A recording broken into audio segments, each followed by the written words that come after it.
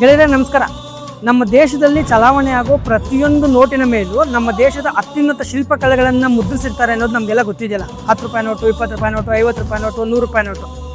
ಆ ಒಂದೊಂದು ನೋಟಲ್ಲೂ ಇವಾಗ ನೀವು ಇಲ್ಲಿ ಗಮನಿಸ್ಬೋದು. ಇಲ್ಲಿ ಕೋನಾರ್ಕ್ ಸೂರ್ಯ ಮಂದಿರ ಇರೋದಿರ್ಬೋದು, ಇಲ್ಲಿ ಎಲ್ಲೋರದ ಕೈಲಾಸ ಗುಡಿ, ಇಲ್ಲಿ ಹಂಪಿ ಶಿಲ್ಪ ಕಲ್ಲಿನ ರಥ ಇರ್ಬೋದು, ಮತ್ತು ರಾಣಿ ಕಿ ವಾವು. ಏನು 10, 20, 50, 100 ರೂಪಾಯಿ ನೋಟ್ ಮೇಲೆ ಶಿಲ್ಪ ಕಲಾಕೃತಿಗಳು ಮುದ್ರಿಸಿದ್ದಾರೆ, ಫೇಮಸ್ ಕಲಾಕೃತಿಗಳು ಅಂತ. ಅದೆಲ್ಲವನ್ನು ಕಟ್ಟಿಸಿದ್ದು ನಮ್ಮ ಕನ್ನಡಿಗರು ಅನ್ನೋದು ಒಂದು ಭಾಳಷ್ಟು ಹೆಮ್ಮೆ ವಿಚಾರ. ಇಲ್ಲಿ ಓದ್ತಾ ಹೋಗ್ತೀನಿ ನಾನು. 10 ರೂಪಾಯಿ ನೋಟಲ್ಲಿರೋ ಕೋನಾರ್ಕ್ ಸೂರ್ಯ ಮಂದಿರ ಒಡಿಸ್ಸಾದ ಗಂಗರು ಅಂದರೆ ತಲಕಾಡಿನ ಗಂಗರ ವಂಶಸ್ಥರು ಕಟ್ಟಿಸಿದ್ದು ಯಾವುದು?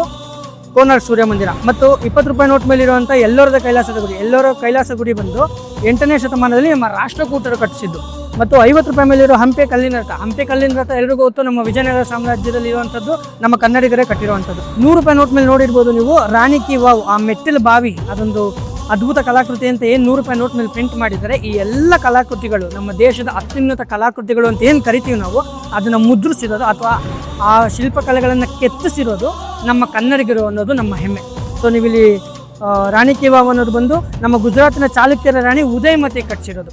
ಸೊ ಹಾಗಾಗಿ ನಾವು ಚಲಾವಣೆಯಲ್ಲಿ ಬಳಸ್ತಾ ಇರೋಂಥ ಎಲ್ಲ ನೋಟು ಆಲ್ಮೋಸ್ಟ್ 10, 20, 50, 100 ರೂಪಾಯಿ ನೋಟ್ಗಳ ಮೇಲೆ ಮುದ್ರಿಸಿರುವಂಥ ಎಲ್ಲ ಶಿಲ್ಪಕಲಾಕೃತಿಗಳು ನಮ್ಮ ಕನ್ನಡಿಗರು ಕಟ್ಟಿಸಿರೋದು ಅನ್ನೋದು ನಮಗೆ ಹೆಮ್ಮೆ. ಸೊ ಈ ಕನ್ನಡ ರಾಜ್ಯೋತ್ಸವದ ಸುದಿನದಂದು ನಾವು ಇದನ್ನೆಲ್ಲ ನೆನೆಸ್ಕೋಬೇಕು, ನಮ್ಮೆಲ್ಲ ಸ್ನೇಹಿತರ ಜೊತೆ ಶೇರ್ ಮಾಡ್ಕೋಬೇಕು ಅಂತ ಕೇಳ್ಕೊತೀನಿ. Thank you so much.